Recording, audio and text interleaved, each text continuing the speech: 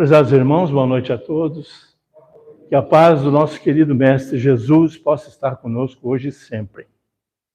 Nossos agradecimentos à presença de todos e venha à Casa Espírita estudar conosco a doutrina dos Espíritos. Hoje a gente vai falar um pouquinho sobre uma lei a qual todos nós estamos sujeitos e é inexorável, quer acreditemos ou não, quer aceitemos ou não, ela far-se-á em cada um de nós, independentemente da nossa vontade. A gente está falando da reencarnação. O próprio nome, reencarnação, já pressupõe reinício, recomeço, retomada de uma atividade que devemos ter ou mal feito ou deixado de fazer, e temos a oportunidade agora, então, através do processo reencarnatório, darmos continuidade àquilo que havíamos começado. Sem ela não haveria progresso. Imaginemos nós que nós vivêssemos de 0 aos 70 anos, adquiríssemos conhecimentos e alguma moralidade, e ao desencarnarmos tudo isso se perdesse. Então não haveria progresso. Eu teria que retornar, então, retomar esse caminho para continuar o meu progresso individual e coletivo. Então esse é o processo reencarnatório e que nós vamos dar uma olhadinha, e obviamente que é um tema inesgotável. Nós precisaríamos fazer seminários e seminários com relação a este tema, e mesmo assim ele não seria esgotado, porque são muitas as informações e muitos os questionamentos. E nós espíritas somos normalmente arguídos pelas pessoas sobre esse processo reencarnatório. Quem de nós já não se deparou com essas perguntas de outrem? Escuta, mas como é que isso funciona? Por que tem que existir assim? Por que é assim? Qual é a finalidade da reencarnação, né? E a gente já pode adiantar que a reencarnação tem sua finalidade máxima no aprimoramento do ser, no aperfeiçoamento do ser. Então vamos dar uma olhadinha aqui no que é que a gente trouxe. A reencarnação, então, é o retorno do espírito à matéria. Enquanto nós estamos em estado de desencarnação na erraticidade, nós planejamos as nossas futuras reencarnações. Obviamente, dependendo do grau de evolução de cada um, nós participaremos melhormente ou não com os nossos mentores espirituais a planejar as nossas futuras reencarnações. Então, no estado de erraticidade é que nós temos o tempo necessário para, junto com os nossos mentores, fazermos, então, essa programação.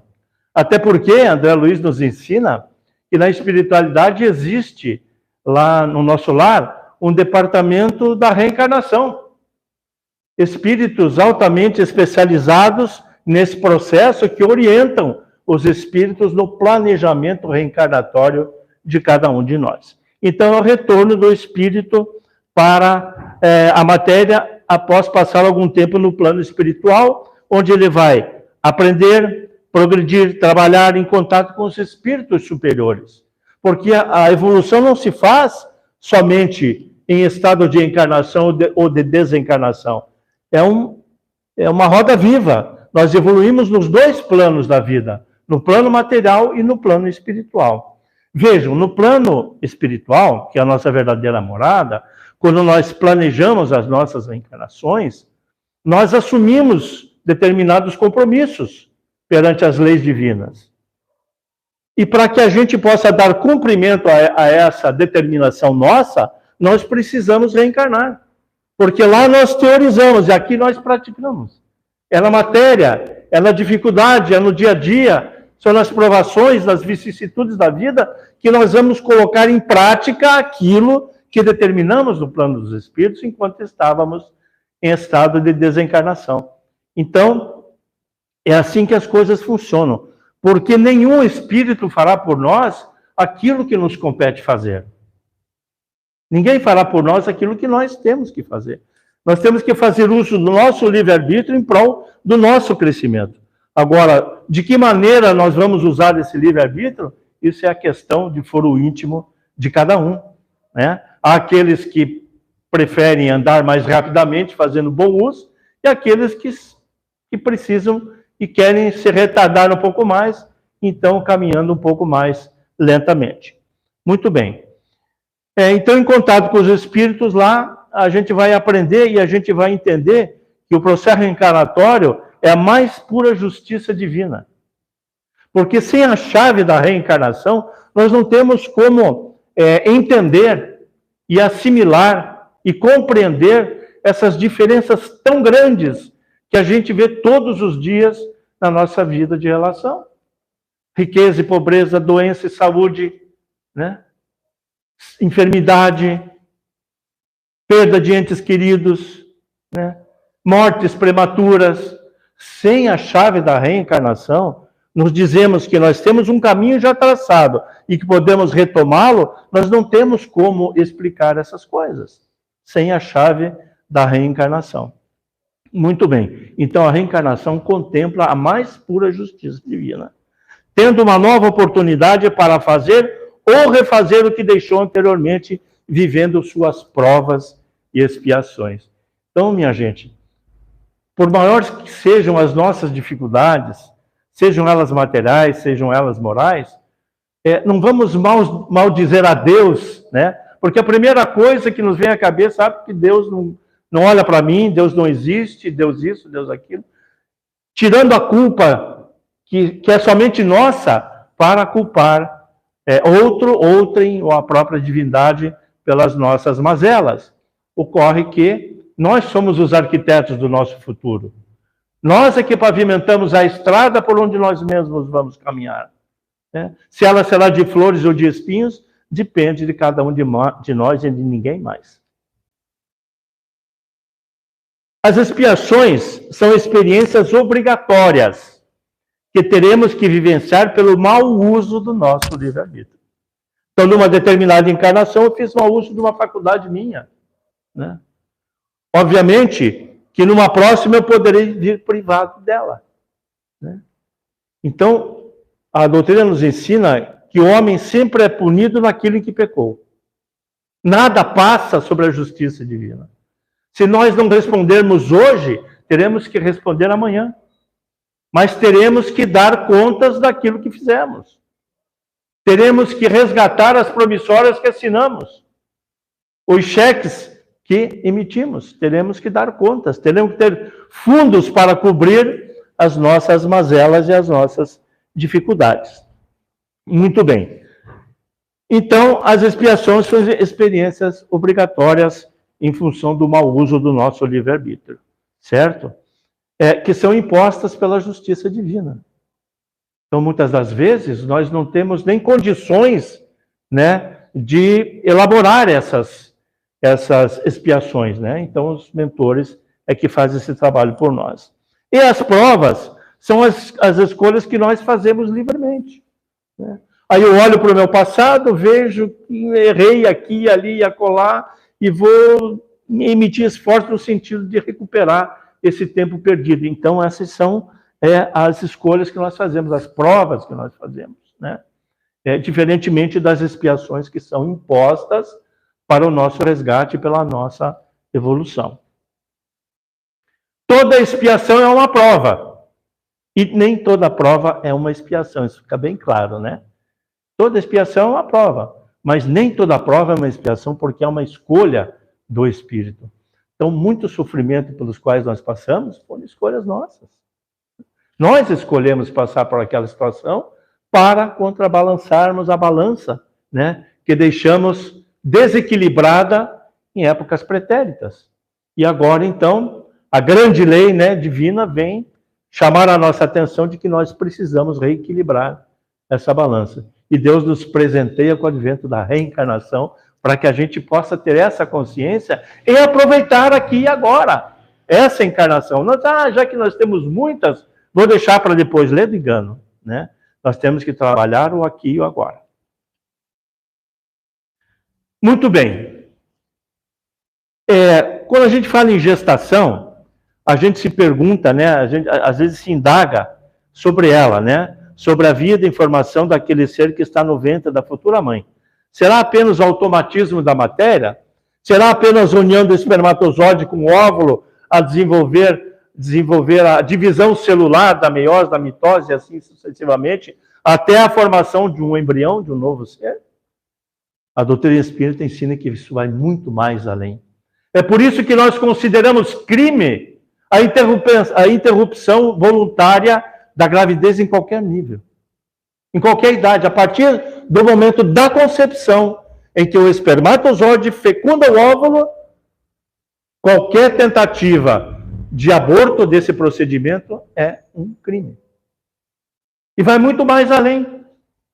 Porque mesmo antes da união dos cromossomas masculinos e femininos, nós temos um planejamento espiritual. Nós nos reunimos na espiritualidade com aqueles espíritos que virão como os nossos filhos. Então vejam o comprometimento nosso com a espiritualidade. Nós nos reunimos, nós nos aceitamos, nós combinamos, né, de fazer esse procedimento. E quando chegamos aqui, muitas vezes escravizados pela matéria, porque a matéria é a nossa prisão, né? O corpo físico é a nossa prisão. O nosso cérebro material é um redutor em potencial para as nossas capacidades espirituais. Nós ficamos embotados num corpo físico, né? Então, assim, muito antes de haver a fecundação, já existe um planejamento, uma estruturação para que esses espíritos retornem ao plano de luta, retornem ao plano da reencarnação aqui na Terra. E se nós interrompemos esse circuito, nós estamos impedindo talvez que inimigos seculares nossos, que tiveram o propósito de reencarnar para tentar se ajustar conosco, nós impedimos novamente. E aumentamos a nossa responsabilidade, porque nós já sabemos como é que as coisas funcionam. Não adianta nós alegarmos ignorância.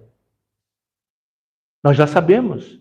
A quem muito for dado, muito será exigido, dizia o Mestre Jesus.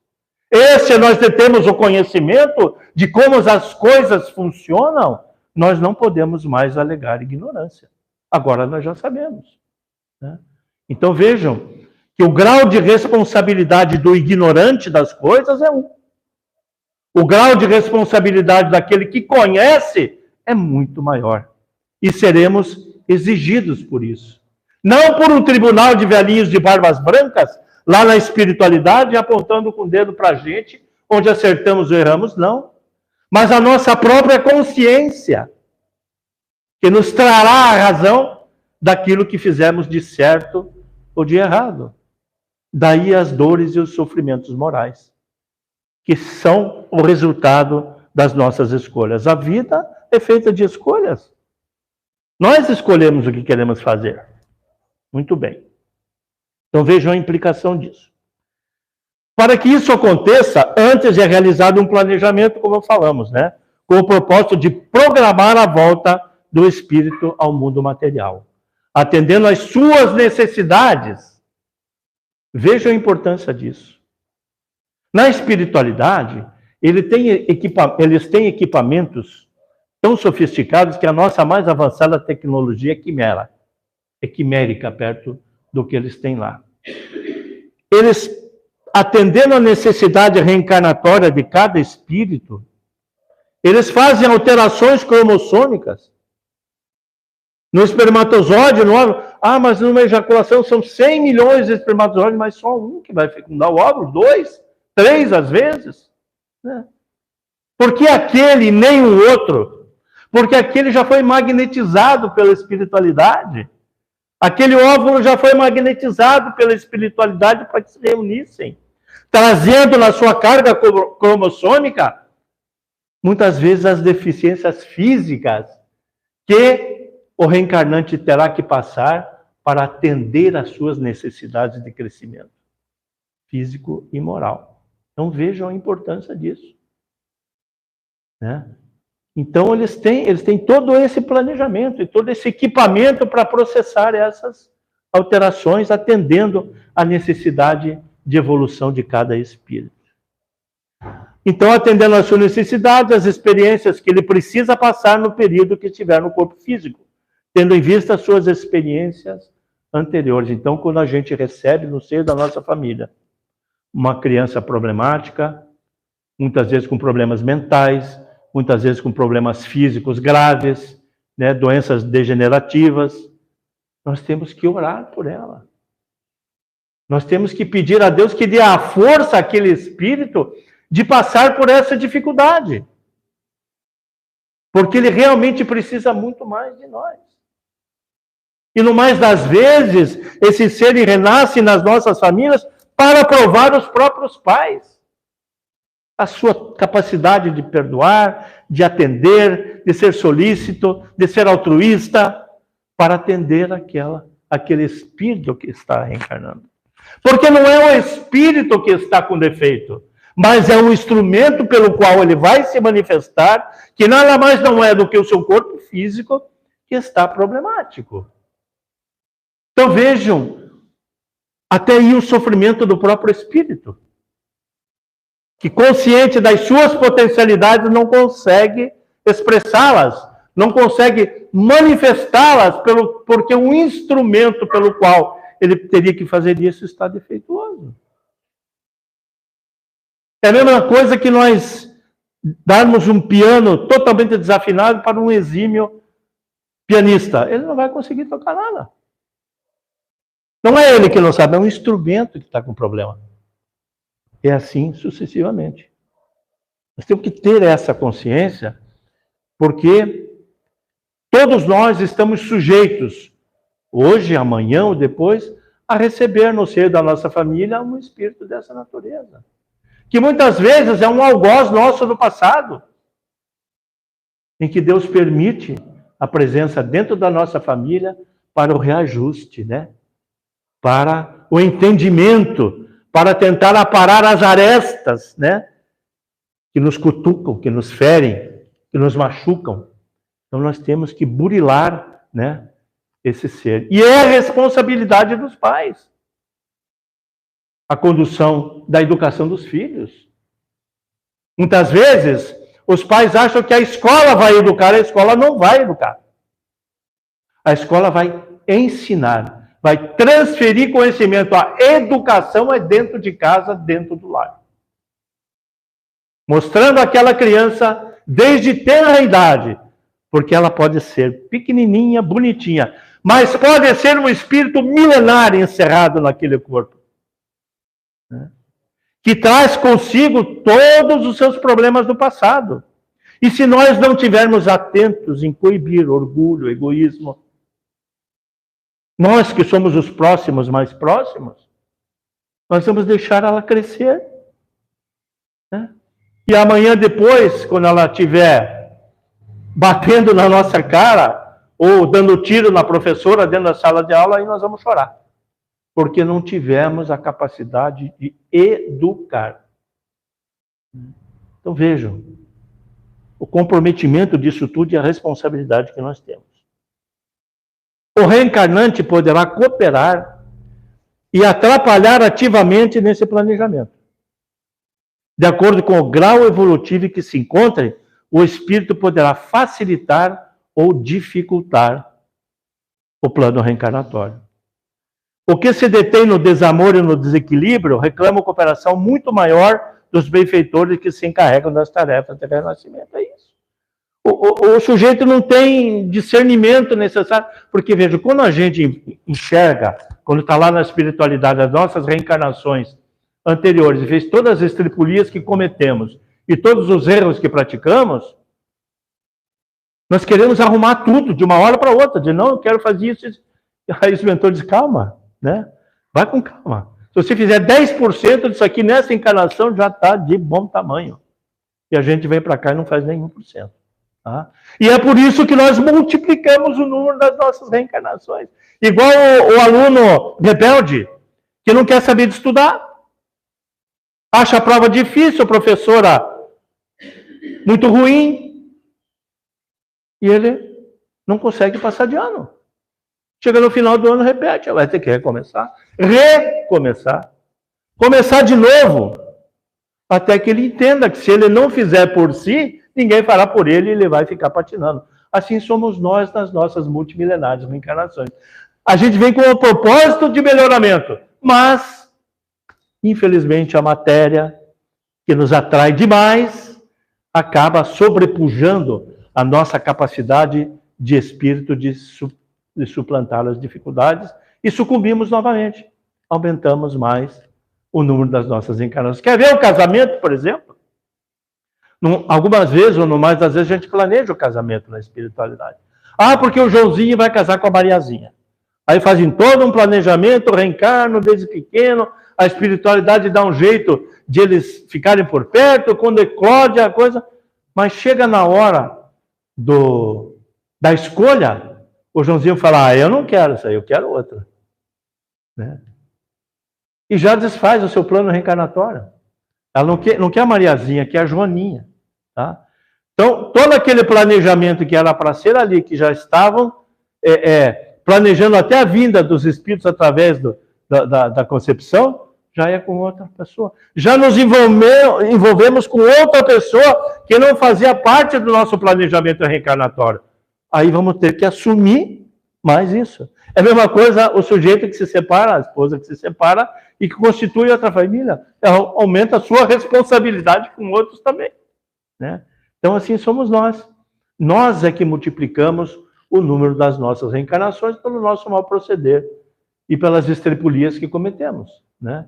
Então, aquele aluno que é aplicado, que estuda, que sabe que se ele não fizer a sua parte, ninguém fará por ele, aquele sim vai e vai. Não acontece isso, a gente não vê isso. Alunos que passam assim, de repente, está na faculdade, já está formado, já é médico, já é engenheiro, já é isso e aquilo. E tem outros que ficam camelando, né? Porque é assim que é, né? A vida é assim, nós somos todos iguais, né? A única coisa que nos difere, nós espíritas, né? Nós estávamos comentando isso agora há pouco, é que nós temos a compreensão melhorada sobre as situações da vida, diferentemente de outros irmãos nossos. Mas que também para eles chegará um momento, né? Porque o fruto só cai da árvore quando está maduro, não adianta a gente querer impor a doutrina espírita para ninguém. Isso não vai dar certo. Né? Nós temos que mostrar pelo convencimento, pelo exemplo. Você tem que ser o exemplo de que você é uma pessoa melhor, uma pessoa mais sensata, uma pessoa mais equilibrada. Aí ele vai olhar para você com outros olhos. Mas se nós somos espíritas dentro da casa espírita e portão afora voltamos a ser os seres do mundo, ninguém olhará para nós como exemplo. Tá? Então é muito importante que nós sejamos espíritas fora da casa espírita. Aí está o grande desafio. Levarmos o nosso conhecimento e os nossos ideais para a nossa vida de relação, sem querer ferir ninguém. Mas sempre que arguídos e perguntados sobre determinado ponto, nós somos aptos a esclarecer de acordo com a nossa convicção religiosa, certo? Muito bem. Os espíritos rebeldes ou indiferentes têm sua reencarnação completamente a cargo dos trabalhadores divinos, que escolhem as condições sob as quais deverão renascer as experiências a que deverão se submeter. A maioria, vejam só, hein? A maioria dos que retornam à existência corporal na esfera do globo é magnetizada pelos benfeitores espirituais que lhe organizam novas tarefas redentoras. Então, nós, na nossa grande maioria, não temos discernimento de, por si só, escolher as provas. Né? Teremos que ser ajudados pelos mentores que possam nos magnetizar para que consigamos ter alguma capacidade, alguma possibilidade de atendermos às necessidades e passarmos pelas provas e pelas expiações, sem muito choramingar. Em que momento a alma se une ao corpo? A união começa na concepção, mas só é completa na ocasião do nascimento. Desde o instante da concepção, o espírito designado para habitar certo corpo, a este se liga por um laço fluídico, que cada vez mais vai se apertando até o instante em que a criança vê a luz. Então, veja, O espírito programado para reencarnar naquele corpo, durante o período de gestação, ele vai passando por um estado de perturbação, né? Para que ele possa ir se enraizando naquele novo ser de formação. O seu perispírito vai passar por uma redução perispiritual até encarnar. Se a partir dali começa a comandar, por ordem do espírito, toda a divisão celular que vai estabelecer a formação de um novo corpo, né? E nós ficamos ligados à nossa mãe, né, pela placenta, através do cordão umbilical, que nos alimenta, que nos dá oxigênio, para que a gente consiga sobreviver no útero materno. Tá? E o nosso corpo espiritual também tem um cordão umbilical, né? Nós ficamos ligados no nosso corpo material através de um cordão fluídico, que se chama cordão de prata, que tem uma extensão inimaginável. Aonde nós estivermos, ele nos acompanhará. Por quê? Porque a qualquer instante que o meu corpo precise da presença do meu espírito, ele retorna com a velocidade de um relâmpago, conforme nós vamos ver daqui um pouquinho. Então nós também estamos ligados. E eu sempre brinco o seguinte: se um dia vocês estiverem numa reunião no plano espiritual, várias pessoas, vários espíritos, e vocês olharem para vocês e não enxergarem um cordão de prata, pode ter certeza que vocês já estão lá em definitivo. Vocês já não fazem mais parte dos espíritos encarnados, né? Vocês estão lá em definitivo. Então esse cordão é que nos liga, né? O nosso corpo espiritual, nosso perispírito, ao nosso corpo físico. No período que antecede a concepção ao nascimento, o estado do reencarnante semelha-se a do espírito encarnado durante o sono, aquele torpor que a gente sente, né? Quando está entrando em alfa, né? Aquelas coisas todas, a gente está naquela perturbação. Os espíritos mais evoluídos gozam de maior liberdade.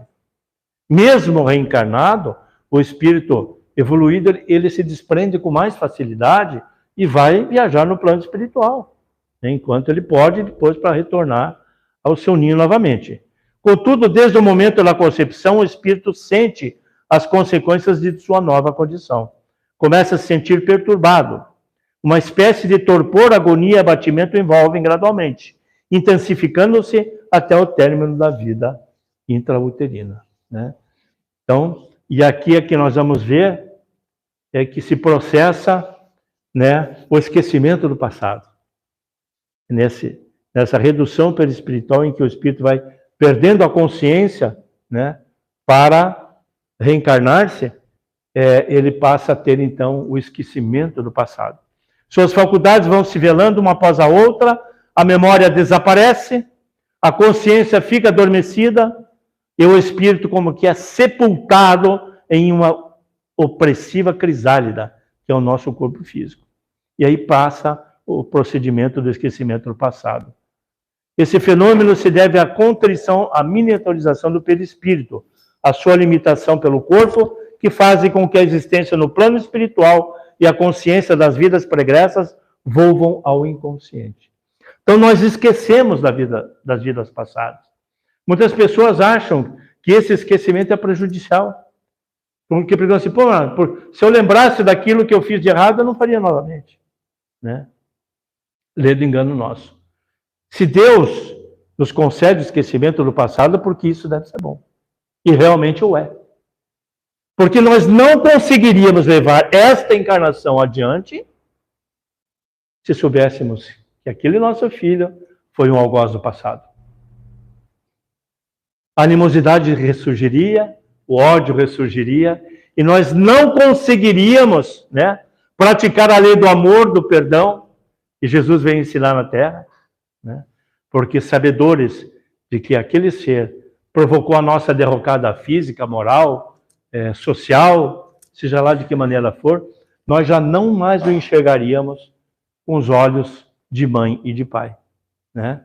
Então veja que o esquecimento do passado é algo fundamental para que a gente consiga continuar com a encarnação. Muito embora nos momentos em que nós nos emancipamos, nos desprendemos do corpo físico através do sono, a gente vai se lembrando das coisas, e algumas coisas é permitido que a gente relembre quando retornamos para o nosso corpo físico. Mas sempre no sentido de nos auxiliar, nunca de nos prejudicar.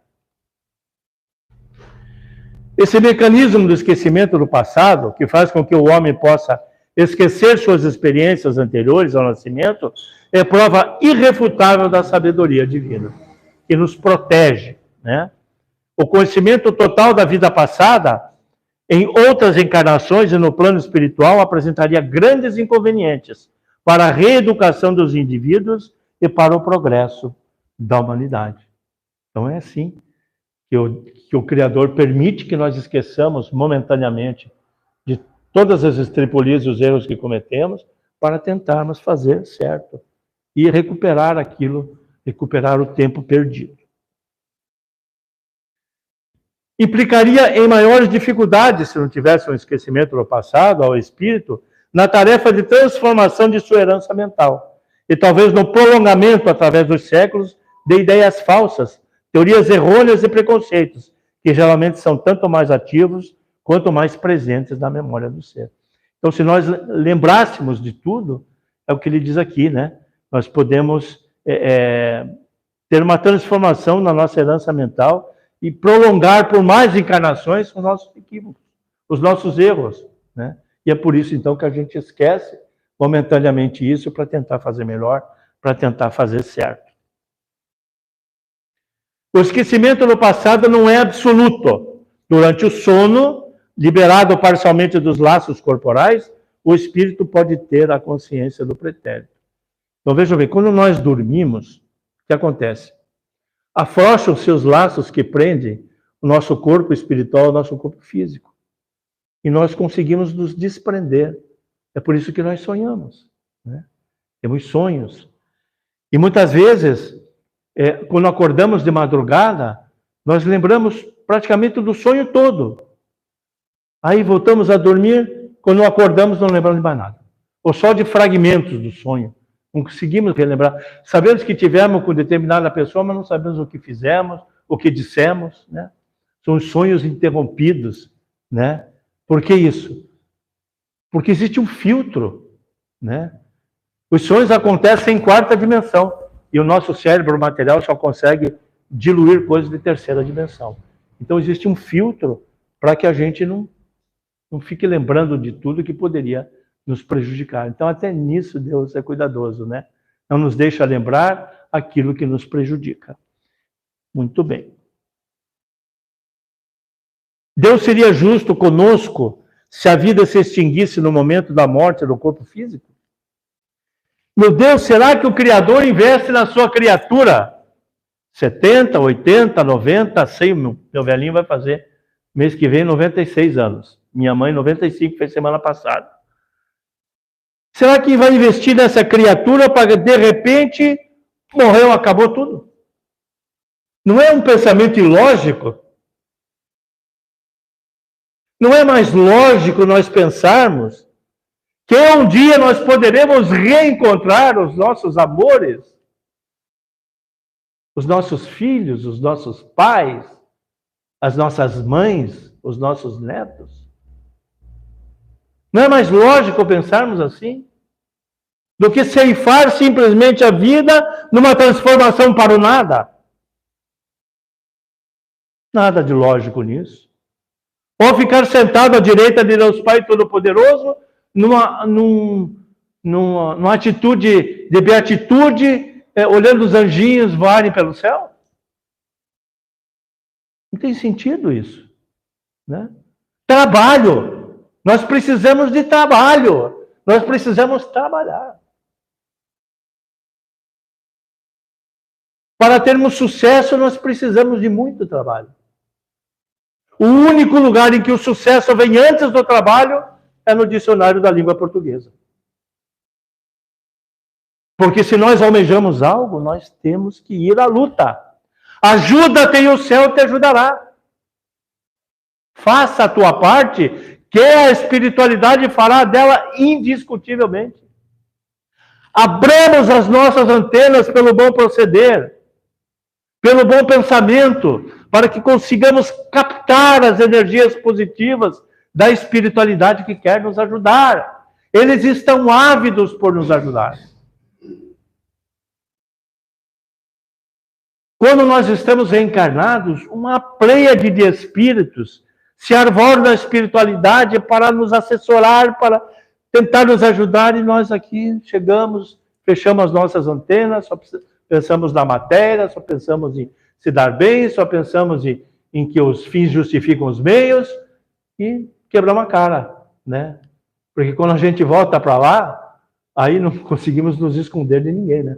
Porque no corpo físico nós mentimos, dissimulamos, nos escondemos, né? Mas despojados disso, espíritos que somos, não conseguimos esconder nada de ninguém, né? Então temos que ter muito cuidado com ele. Então Deus não seria justo, né? É possível em uma só existência material chegar à perfeição? De que jeito? Há quem diga que a cada reencarnação nós tentamos burilar uma faceta da nossa personalidade. Então seria impossível, numa única encarnação, nós abarcarmos todo o conhecimento e toda a moralidade de que nós estamos sujeitos para chegarmos perto do Criador. Como pode alguém conseguir em uma única existência alcançar a perfeição moral e intelectual? Impossível. Como pode alguém estar quite com a sua própria consciência e moralmente nunca ter prejudicado alguém ou a si mesmo no espaço de uma única existência? Gente, nós somos muito complicados, né? Nós magoamos, nós ferimos, nós, sabe, no dia a dia, pela palavra, nós sabemos que a palavra tem uma força monstruosa, né? E ao proferirmos uma palavra, nós movimentamos as moléculas do fluido cósmico universal que vão atingir aquela pessoa, ou o pensamento, que é pior ainda, né? Então nós temos responsabilidades por tudo, pelo que falamos, pelo que pensamos. Jesus asseverava: higienize a tua casa. Não é para varrer, passar pano. É a casa mental. É essa aqui que tem que estar higienizada. Que tem que estar sadia. Tem um ditado que diz, um filósofo que diz, né? Mens sana in corpore sano. Mente sadia, corpo sadio. Porque antes de nós adoecermos no corpo físico, nós estamos doentes do espírito. Nosso espírito está doente. E ele, na tentativa de melhorar-se, projeta através do veículo que o intermedia, que se chama perispírito, as suas mazelas morais. Então, nosso corpo físico funciona como um dreno das nossas mazelas espirituais. E é por isso que nós adoecemos. Ficamos doentes. Porque nós estamos espiritualmente doentes. Então, o nosso corpo físico é o final da jornada. O espírito vai projetar, quer queiramos ou não, nas nossas células materiais, a dificuldade, as doenças, tudo que existe de ruim no corpo mental, porque o espírito tem vários corpos. Aqui a gente falou do perispírito, mas tem do pretérico, perispírito, corpo mental, enfim, isso é estudo para bastante tempo, né? Mas assim, nós somos donos do nosso pensamento, das nossas ações, né? Precisamos sanear a nossa casa. Por outro lado, como explicar os extremos existentes no planeta, como pobreza, riqueza, saúde, doença, genialidade, idiotice, habilidades, deficiências múltiplas, vida saudável, mortes prematuras e privilégios? Preferências de Deus, como admitir essa parcialidade? Sem a chave da reencarnação, é justamente isso que nós pensamos, que Deus é parcial, que prefere uns em detrimento de outros, porque tem doentes e não doentes, tem ricos e pobres, né? Tem gênios e tem idiotas. A chave da reencarnação é a única que pode explicar essas diferenças, essas grandes diferenças que a gente vê todos os dias. Tudo se explica, se torna claro com a doutrina das vidas sucessivas.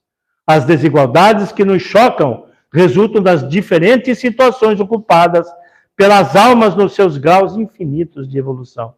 É a lógica das vidas sucessivas. A Terra, meus amados, além de qualquer coisa, é uma grande escola, onde todos nós estamos matriculados para o aprendizado. Ninguém foi jogado aqui para o sofrimento. Sofrimento é por nossa causa. Nós estamos aqui para aprender. Uns estão no prezinho, outros no primeiro ano, outros no meu tempo era científico, depois segundo grau, faculdade, doutorado, mestrado, e assim sucede. Mas somos aprendizes. Todos somos aprendizes. Né? Então precisamos compreender isso e sermos solidários. Dar a mão para aquele que menos compreende. Talvez uma palavra colocada no momento certo desperte a pessoa, aquele espírito, para uma nova realidade. Isso é responsabilidade do espírita, daquele que se diz espírita, né? De auxiliar, de orientar, né? De esclarecer. Às vezes uma palavra, um gesto colocado, transforma a vida de uma pessoa. E isso também compete a nós fazer. Somente a reencarnação explica essas diferenças sociomorais e intelectuais presentes no planeta. Fruto, sem dúvida, de experiências diferentes, em lugares e épocas diferentes. Habilidades, tendências, estados íntimos, moralidade, sabedoria, tudo é fruto de conquistas individuais. Está aí, ó. Nós é que temos que fazer. Quantas vezes já não ouvimos que crianças em tenra idade aí, com 5, 6 anos, falam 3, 4, 5 idiomas, sem nunca terem estado em nenhum dos países onde se falam essas línguas? Como explicar isso? Super gênios. Vamos abrir o cérebro deles, tem o mesmo número de neurônios, tudo igualzinho a todos nós. Mas o que é isso? Como pode isso? Como se explica isso? Reencarnação. Espírito milenar, já viveu na Europa, nos Estados Unidos, na Inglaterra, na África, na China, seja lá onde for, e hoje reencarna no Brasil. De repente responde ele falando mandarim, falando alemão, falando... Mas como? Ele traz do seu passado. Né? O conhecimento ele já tem. A única coisa que o ladrão não rouba, a traça não corrói e a ferrugem não destrói, é o conhecimento. O resto tudo é quimera. É a única coisa que é nossa. Vejam que, quando nós fizermos a nossa grande viagem, a grande transição, o que é que nós vamos levar na mala conosco? Precisamos levar as virtudes espirituais conquistadas, que são as únicas que conferirão a nós outros algum estado melhor no plano do espírito. Não adianta querer levar qualquer outra coisa, a não ser as virtudes espirituais conquistadas, que é o que farão a diferença. Lá na hora de nós pesarmos a nossa consciência, né? Será a única coisa que irá nos ajudar. Muito bem. Evidências da reencarnação. Vários são os fatos que comprovam a reencarnação. As comunicações mediúnicas estão aí nos trabalhos mediúnicos. Os médiuns recebem, pela capacidade mediúnica, espíritos que já viveram na Terra, irmãos nossos, em sofrimento, que vêm dizer da sua condição no plano dos espíritos, pelo que estão passando, pedir ajuda, pedir esclarecimento. Olha a responsabilidade dos médiuns. Deus usar essa faculdade para o progresso da humanidade, para ajudar essa pleiade de espíritos desencarnados que compõem a psicosfera da Terra e que precisam reencarnar-se, precisam de esclarecimento para que o nosso planeta possa dar o tão decantado salto evolutivo de planeta de expiações e prova para um planeta de regeneração. Nós precisamos sanear a psicosfera terrestre e dar a oportunidade para esses irmãos de reencarnarem, de serem esclarecidos através da mediunidade ativa, para que a gente possa, então, almejar dias melhores para nós outros. Porque o que confere o grau de evolução de um mundo, nada mais não é do que o grau de evolução dos seres que habitam aquele mundo. Se nós queremos um mundo melhor, nós temos que melhorar. A grande luta a ser deflagrada é conosco mesmo. Não está fora de nós. Conosco mesmo, combater as nossas más tendências, as nossas más inclinações, procurando melhorar-se a cada dia, né? Hoje melhor que ontem, amanhã melhor que hoje e assim sucessivamente.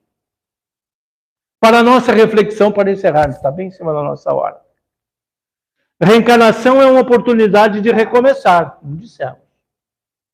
Refazer para progredir.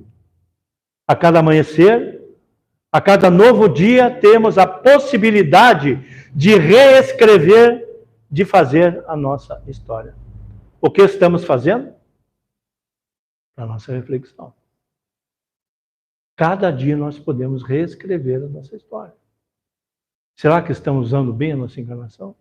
Estamos nos esforçando para progredir mais? Material ou moralmente?